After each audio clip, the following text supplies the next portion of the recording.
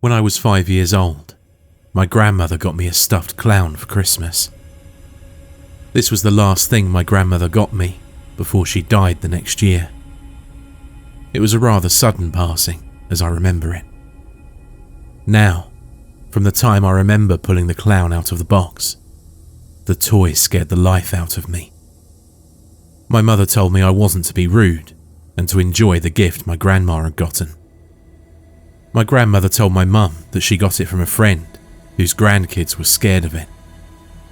The toy itself was a little grimy. 2 buttons had fallen off the clown's shirt, and a button where the eye should have been was missing. The only reason my grandmother got it for me is because she remembered how much I enjoyed the circus when we'd gone. Thinking back though, the clowns at the circus had disturbed me just as much as the doll. Examining the doll more closely, I found that a crudely scribbled name on the tag of the clown said its name: Blinky. The rest of the day was uneventful. I opened the rest of my presents, we had Christmas dinner, and then my relatives left for the hotel they were staying at. That night, I'd put Blinky in the closet with the rest of the toys I'd gotten. And although I was extremely exhausted, I wasn't able to get to sleep. I kept tossing and turning. A restless feeling I couldn't get to pass tormented me for about 2 hours before I finally got out of bed. Turning on my desk lamp and rubbing my eyes, I thought I heard something. It was very faint and almost sounded like laughter. However, this laughter was deep and slow. My blood ran cold when I realised the noise was coming from the closet. Thoughts rushed back to Blinky. I could only contemplate the horrid thought that this crazed laughter was coming from the doll. Knowing I'd never get to sleep, with thoughts of what might be in the closet racing through my head, I approached it. The soft laughter stopped when I reached the door. Slowly opening it, I was both startled and relieved when I saw Blinky sitting there, staring at me. I didn't remember putting him on top of the other gifts, but at this point I was so tired I couldn't really remember for certain. I picked Blinky up to see a small pull string hidden under the flaps of his clothes. Pulling it made him emit a low laugh. The way it faded out at the end made it seem like the batteries were close to being dead. Deciding I'd deal with the batteries to that terrible thing in the morning, I closed the closet door and made my way back to bed. Sleep embraced me until around 4 in the morning, when I was awoken by the laughing again. Cursing the malfunctioning toy, I made my way back to the closet. But, upon opening the door, I felt more confused than anything when Blinky was nowhere to be found. Hearing the laugh behind me, I whirled around to see a chuckling Blinky sitting at the foot of my bed, facing me. In a panic, I picked up the doll and hastily tossed him out of the room into the hallway before hiding under my blankets. I must have passed out while waiting because I woke to my mother scolding me for playing so late. I asked her what she was talking about, and she pulled me out of the bed to the kitchen. There, in the middle of the kitchen, was Blinky, with chairs all around him. Confused, I told my mother I didn't do any of that, but of course she didn't believe me. That was the last that Blinky ever bothered me. My mother, annoyed because she thought I was lying, took Blinky away and kept him in her closet. And after about a month, I completely forgot all about the toy. A child's mind doesn't view things like that as strangely as an adult would. That was all 14 years ago. Now I'm 19. I have a good job, I just got an apartment, and I start school again in a few months. When I was unpacking my things at my new place, I found Blinky at the bottom of an old box of clothes. Seeing him brought back memories of that Christmas night, all those years ago, and it sent chills up my spine. I put the doll on the couch and phoned my mother to see if she was the one who packed him. When I told her what I'd found, she said that she'd done no such thing. She was going to pack the doll for me for nostalgia, but when she went to her closet to get Blinky down, she couldn't find him anywhere. Turning around, while on the phone with my mother, trying to figure out how the toy had gotten packed, I nearly dropped the receiver. Blinky was gone. 1 second he was on the couch as I was talking to my mum, and the next minute, he's gone. I didn't mention this to my mother. I simply told her good night and hung up the phone. I spent the next 3 hours searching the whole apartment for any sign of Blinky, or even if anything just looked out of place.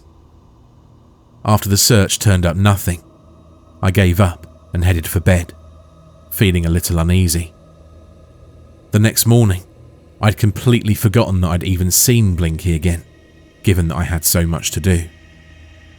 After about 3 months of living there is when things started to get strange. This one area in the hallway had begun to smell of curdled milk and rot.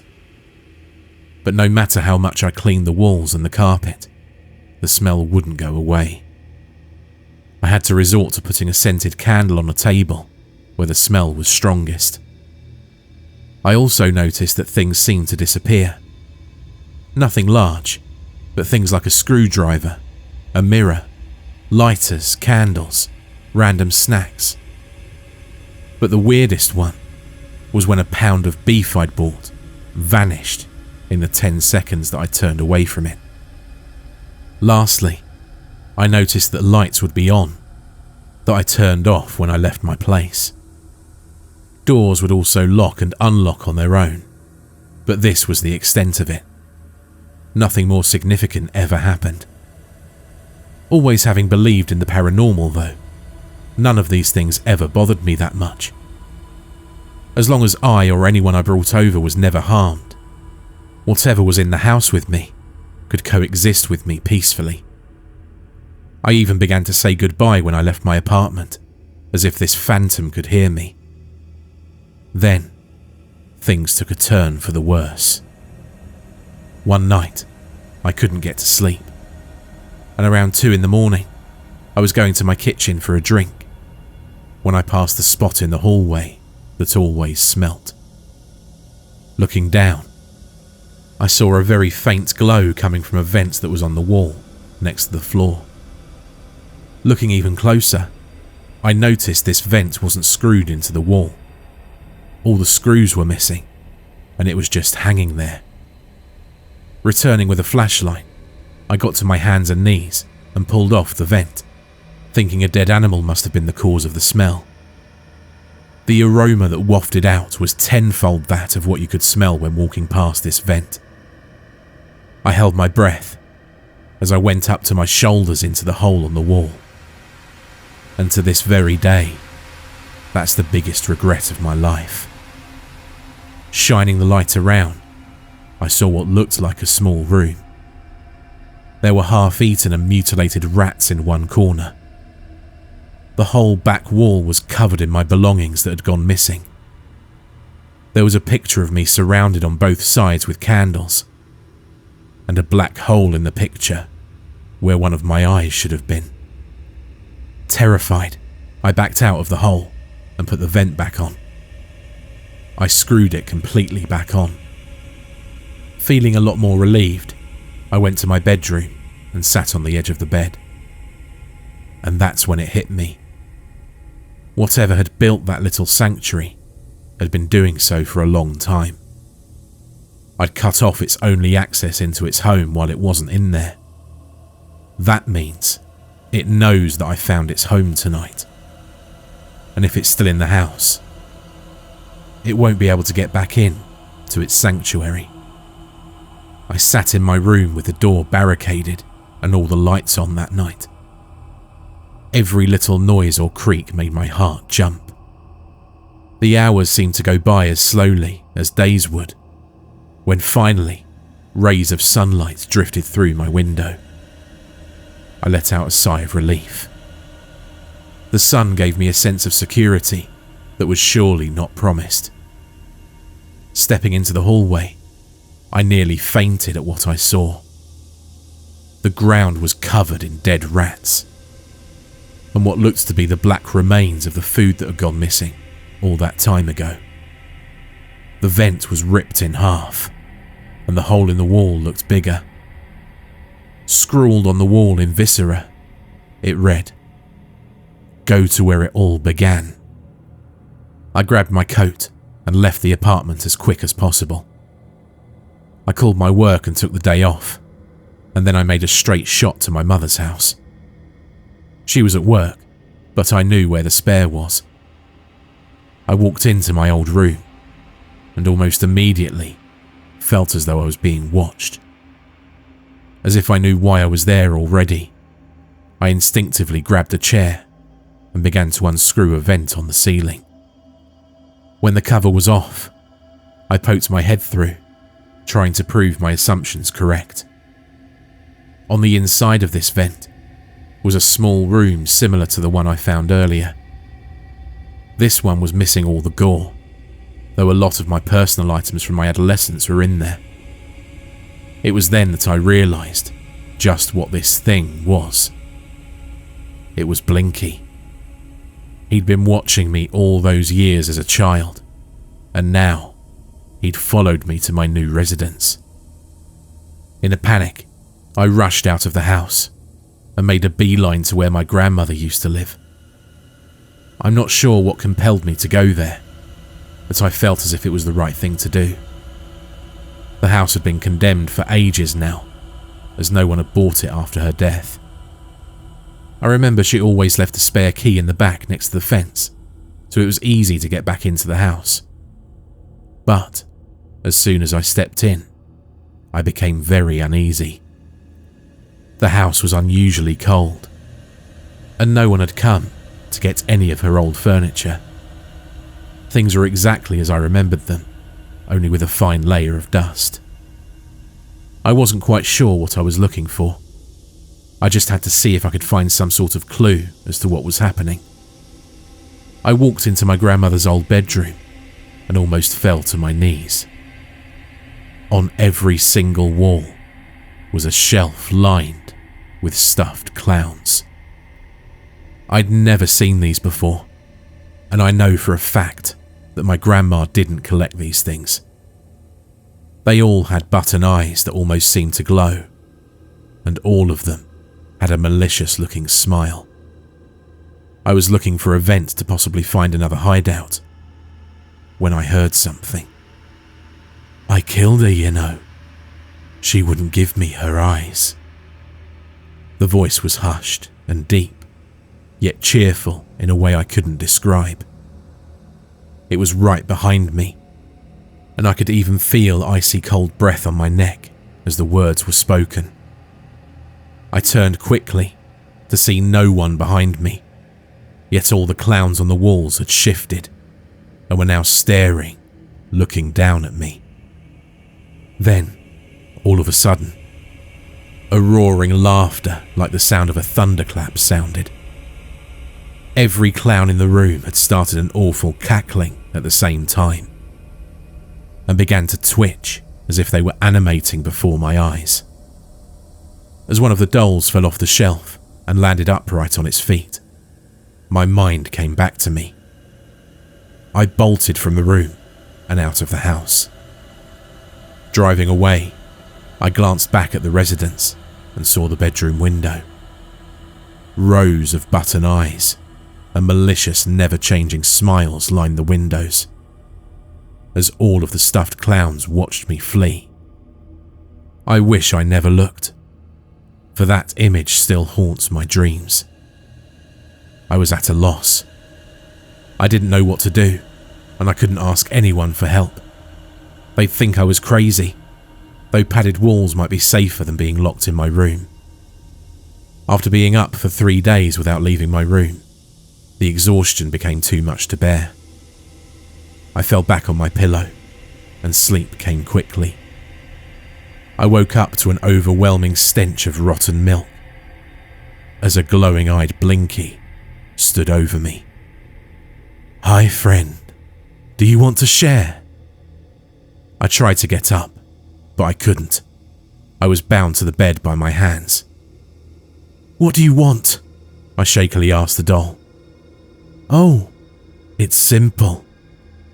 I only want my other eye," the doll said, with its smile stretched so far, the stitching around its mouth began to rip. "But why me?" I asked. "Well, your grandmother didn't want to give me her eyes, so she gave me to you.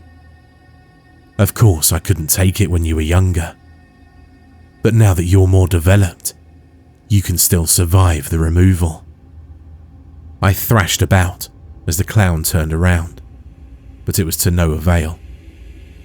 This terrible thing approached my head, and as I started shaking, he pulled a spoon out.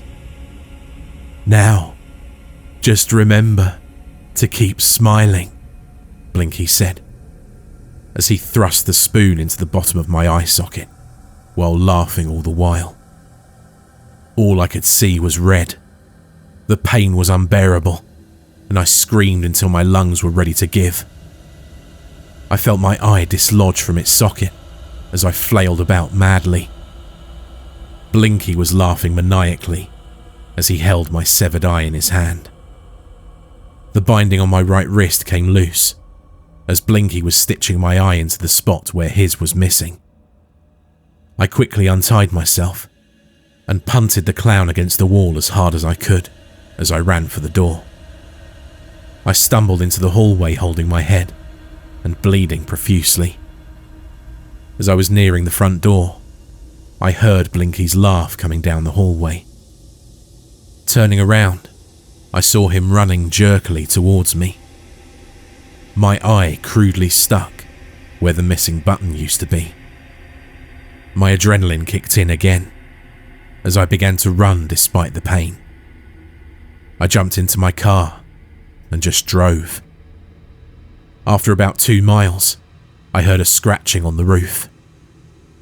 Slamming on the brakes, I saw Blinky fly into the street. I grabbed a tire iron out of the trunk and ran to where Blinky was.